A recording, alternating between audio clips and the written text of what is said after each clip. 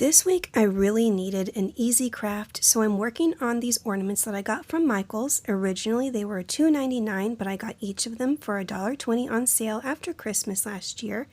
And as you can see, they have different layers. The Nutcracker has 2, and the other 2 ornaments have 3 layers. I'm going to start with the Nutcracker, then work to the house, and then last finish with the cute little baby deer. But the first thing that I needed to do was remove the ribbon. When I removed the ribbon, they were super wrinkly, so unfortunately I wasn't able to use them. They had like 3 different knots tied into it. So I'm just going to be replacing it with my own ribbon. And as I said at the beginning of the video, I need something easy to work on.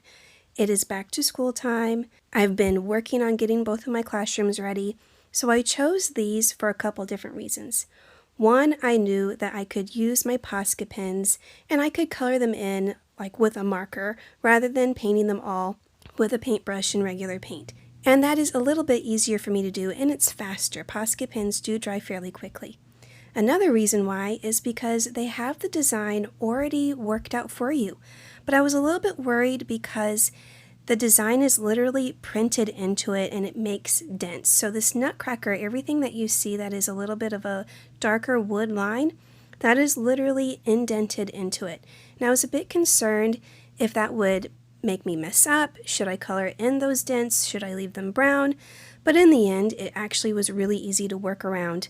Normally I like to have full control of my design choices, but because they were already figured out for me, it was a really easy process and not difficult at all, and I really had a lot of fun making them. Normally I stay away from buying things in the store that already have a pre-printed design because I like to make everything my own, but there wasn't very many of these left in the store. There was only 6 Nutcrackers, 4 houses, and 2 baby deer, so I decided to purchase them, and I'm really glad I did because, like I've been saying, I needed something easy. So for the majority of these projects, I did use my POSCA pens, but I also went in with a little bit of paint like you can see here for the face because I don't really have a face colored POSCA pen. And I also used glitter glue and a little bit of puffy paint and diamond dust that you'll see on some of the other designs. I also realized that a lot of you, of course, are not going to have these specific ornaments and be able to copy me exactly, but maybe you can take some of these little tips and tricks that I'm going to be doing on these and implement them yourself on your own ornaments that you're able to find. And I definitely recommend, if you see things out in the store that look like this that already have the printed design, go for it. Buy a couple of them. They're really also great for kids. If kids want to make ornaments with you, they don't have to reinvent the wheel. The picture's already figured out for them. So it's a really great fun activity to do with the whole family. But to actually talk about what I'm making on these ornaments, for the Nutcracker, I really highly stuck with green as the main color because it has that really shiny red background color, and so I wanted it to have a lot of green to do the complementary colors of red and green together. I only had to do 2 coats of POSCA pens on each. This wood tends to be a little bit thirsty, but I'm really glad I only had to do 2 coats for the POSCA pens. I then went in with my gold metallic POSCA pen and did like the little feather on his hat, little dots on his, are these called epaulets? I think, things on the shoulders. I'll have to look it up. Well, then I tried to use some of my glitter glue. This glitter glue happened to be pretty old and exploded all over my hand, and it was super chunky and not really the most pleasant texture. So I just scooped it off onto a piece of paper and was able to smooth it out with a paintbrush. This is actually how I realized I like using glitter glue a lot, like painting it on, not actually as a glue whatsoever, but to give this a little bit of sparkle. It's a really easy, mess-free way of using glitter as well if you're doing this with kids. I decided to do a little bit of sparkle in his hair and added a few more details with the dots. Now with this red glitter glue, I did a little border, very simple around the edge, and when it comes out, yes, it is 3D and it sticks up and is kind of, tacky and sticky, but it dries completely flat. So if you're worried about it being like this dried mound on the edge of your things, it's not going to be. It dries flat. So that's another great thing about glitter glue. At the end of this video, I'm going to reveal all the finished ones. So stay tuned for all the really pretty designs with the backgrounds included. For the second ornament, I chose to do the little house, and I'm just keeping this bottom part very simple, just painting it white snow. Normally with this large of an area, I would probably paint it in with a paintbrush, but I was feeling a little bit lazy. And I just kept going with the POSCA pen, and it was really easy just to color it in. Then I started working on the trees. I have this really pretty aqua green POSCA pen that I wanted it to be a little bit more of a pastel color than your traditional dark green. Then I had one that was slightly darker to go in the background because these trees are smaller and they're in the distance, so they're not going to be as bright and vibrant and detailed. Then I have this really pretty glitter POSCA pen. I only have 2 of these. It's a blue one and I also have a red one. And these are so shiny and they're so pretty and they have this really nice sparkle to them. So I was super glad. This is the first time I've ever used the blue. So I did the house a blue color, and the only color I could really think of that I liked for the roof was brown. It's not my favorite, but it was better than black. Black was just too dark. I did do a sketch in my sketchbook before I started each of these to make sure I did like the designs and the colors that I chose. So that is a little bit of planning that I did, but for the most part, I was just kind of winging it.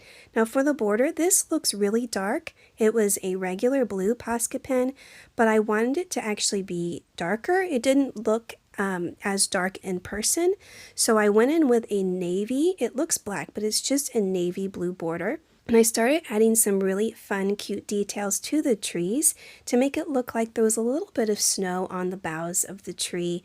And I also, for the one in the front, did a little bit of a different design, kind of like icing on a cookie. I did these little waves of snow across it.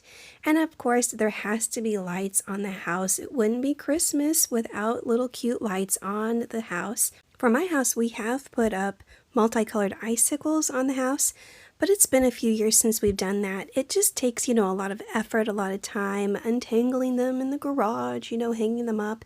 We've never actually decorated the bushes out front, but for my little tree on this picture, of course, there has to be some lights on the one that's right beside the house to make it look like they're ready for Christmas and they've got their whole yard really festive and pretty. And even though this chimney is so small, I can't resist a brick chimney. So I went in with my black POSCA pen and did some little brick designs. A tiny bit of it gets covered up because I do put snow later on the rooftop.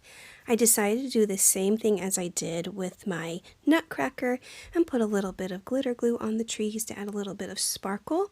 I also did the same thing for the large tree in the front. Again, this was a little bit chunky, a little bit sticky, so I ended up using my paintbrush to put it on there and smooth it all around. And this is the tiny bit of puffy paint that I used for the roof. And I also put a little bit like it has just fallen on the chimney. And this front part, all this snow was looking very flat.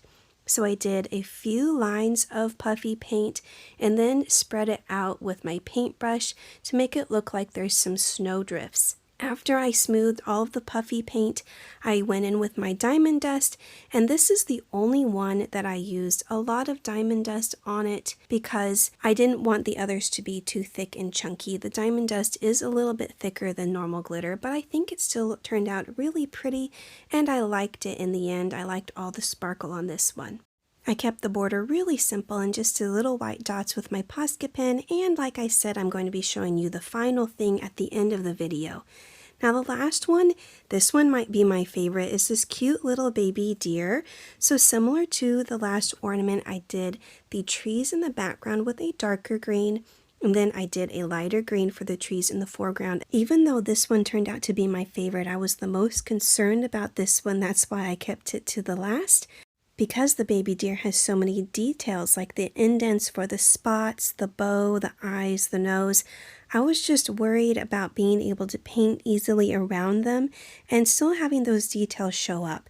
This one I wanted to be really soft and pretty and pastel, like a little girl could walk into our booth and say, "Ooh, I want that ornament," because it's just so cute and pink and pretty.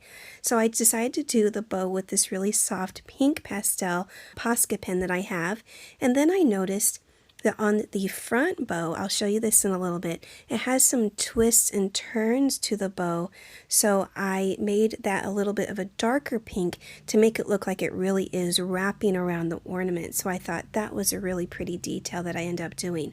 But here I am working on the front part of the ornament. Has lots of those wooden grooves. I ended up keeping those brown as much as possible because I really felt like that added the detail of the ribbon twisting. And you can see I'm going in with that darker pink to make it look like it has that 3D twist to it. Just a really simple but extra detail that I think made it look nice in 3D. For the deer itself, I don't have a POSCA pen that matches the color I wanted. The only brown that I have is a really dark brown, and baby deer are not really that dark brown. So I had to mix a couple of acrylic paints together. I think it was a sable brown with white to make it a nice pastel brown color. And it was super easy to go around all the spots. They were indented enough that I didn't cover them in, and I used a brush that was small enough to really go around and make sure you could still see the little spots of the deer. I also made the bow pink to match the ribbon that's going around the ornament. And baby deer really do have a lot of white to them, so I used my white POSCA pen to make the chest white, the tail white, and the inside of the ears white. I also was not really a fan of the brown for the eyes, the nose, and the hooves. It would just match the color of the fur a little bit too much, so I went in with my normal brown POSCA pen and filled in the eyes, and I really think that helped make those details pop because it was just too hard to see them. And for the part I was most worried about for whatever reason were all the little spots on the back of the baby deer. I used my tiniest dotting tool with regular acrylic paint and just carefully went in and filled them in. Yes, they kind of spilled over the edges just a tiny bit, but it was super easy to go back and fill them in with the regular brown paint to fix all those little mistakes. There was also a few little spots on the forehead, but in the end it was really easy to do, and I think that this ornament turned out really sweet and precious. We actually have a game camera that is on our property just to see all the different wildlife that come through. We have foxes, coyotes, of course raccoons and possums and things like that, but an abundance of deer. And there's actually a mama with twin baby deer that we've seen on the camera. So that's really neat to see. It's actually not the first time we've seen twins. So it's really sweet to see all the wildlife and all the little babies that are being born. I used a darker pink glitter glue, something I normally don't use, to go over the lighter pink areas, and even though it was darker pink, it did not cover it up, it did not make it look dark, it just added a nice sparkle, and I'm also doing the same little sparkle to the trees. But here are the finished ornaments. This is the nutcracker with the background. I did replace the ribbon with a ribbon I felt like matched the color scheme of that pretty plaid, and I really like this one a lot. I love the red and green colors.